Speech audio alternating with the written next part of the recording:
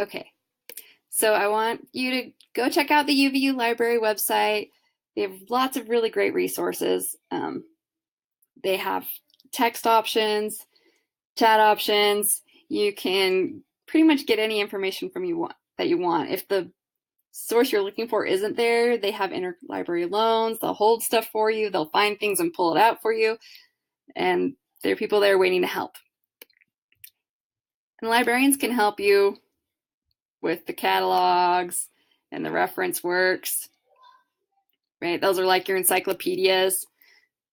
So I want to give you an example of how to cite from Wikipedia, or a really good way to do this.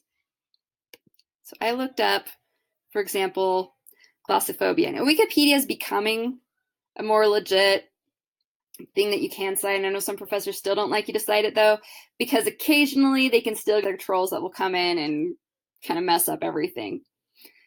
Usually the trolls don't mess with the citations.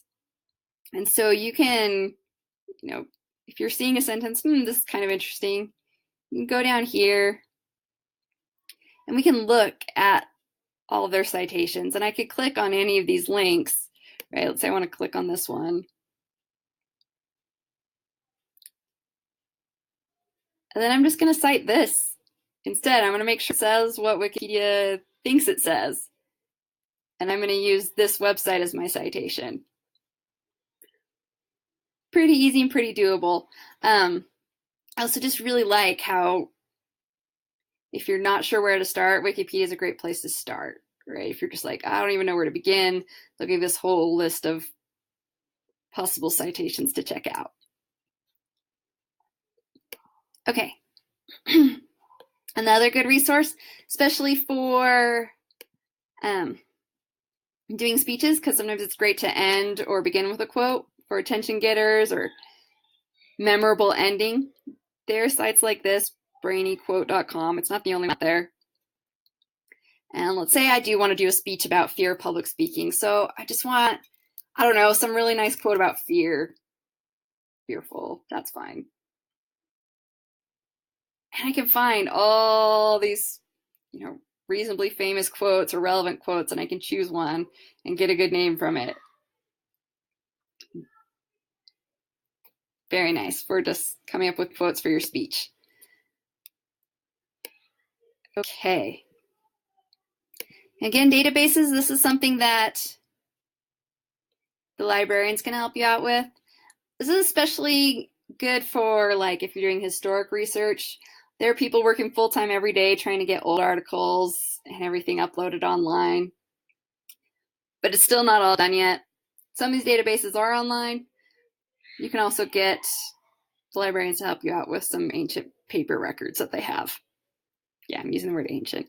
Okay. On to academic sources.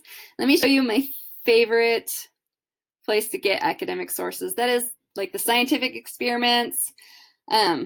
It's not all physics and chemistry. Sometimes it's social science stuff too. So it's through Google Scholar. Google.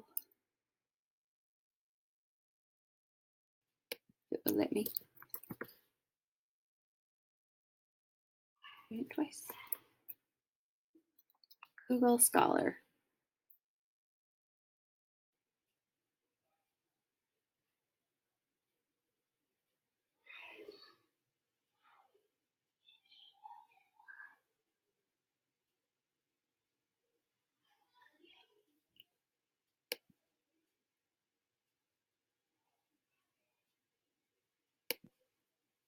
Okay, it's the first thing that'll come up when you Google that. And what this does is create a new Google engine for you, but it's only going to search peer-reviewed articles that have been published, and usually has experimental process and things like that in it. So let's say I want to look up fear of public speaking. This is where I'm going to find experiments about this fear. Something that's really useful in here that I think you'll love is these little quotation marks. If you click on it, let's say I want to cite this. I have here every format you could ever want for citation. For my class, I like you to use APA. You could just copy and paste that at the end of your outline, and you have this perfect citation pre-made for you. Very easy. Okay, now as long as it's showing up here on the side, that means you can also look at the article to read it.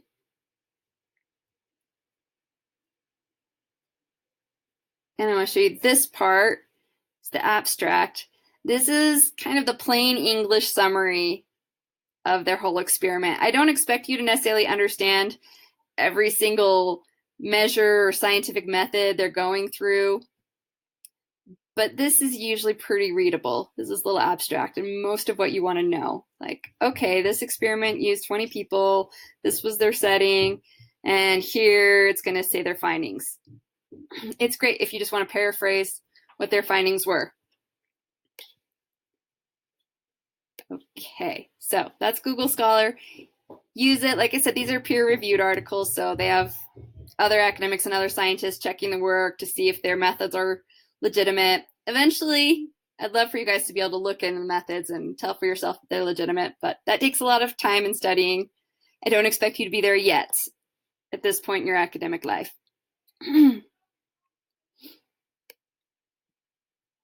Okay, so showed you the abstract. I don't think I need to show you internet searches because you guys know this now. So let's talk about evaluating documents, right? We're getting links thrown at us all the time in all of our social media feed, and some of them are legit and some of them's not. So how are we going to know which ones are legitimate? I'm giving you at least 3 measures to try and check out and to think about as you're deciding, is this worth citing or not for my research? One is authorship. You can always look up the author, or if you know anything about the author, you can think about, well, what is the credibility of this author? Sorry. Let me get back to that.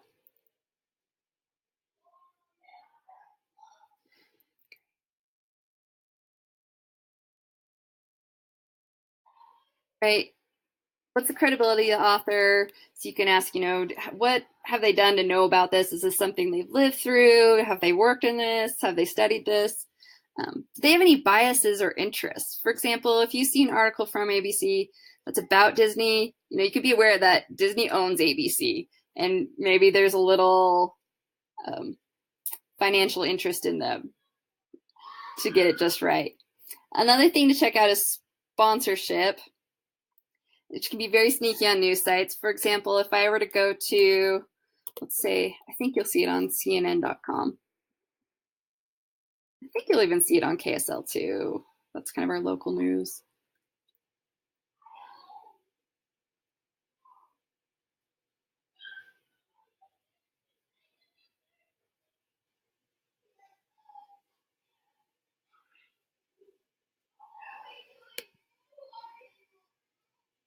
Okay, I just paused for that to load. Here's our little CNN homepage.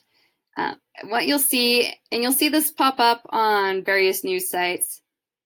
Right here, there's this little paid content, and they're made to look just like news articles. It's something clickable like news articles. Sometimes if they show up in KSL, it'll say like sponsored, but still be in their list of news articles, just mixed in. So that's something to look for. And understand that, on these news sites, they'll have these little sponsored works. Another way that sponsorship gets into news articles is through press release. I don't know if any of you are PR students, but if you are, you'll learn how to do this. What a press release is you basically write the news article for the newspaper and you send it to them and you hope they'll publish it, free of charge. It's like free advertising, right? So these articles can sometimes get in from time to time. Just the newspaper will just need more content and they'll say, oh, look, here's an article written for me, great, and plug it in. Or maybe just rewrite it a little bit.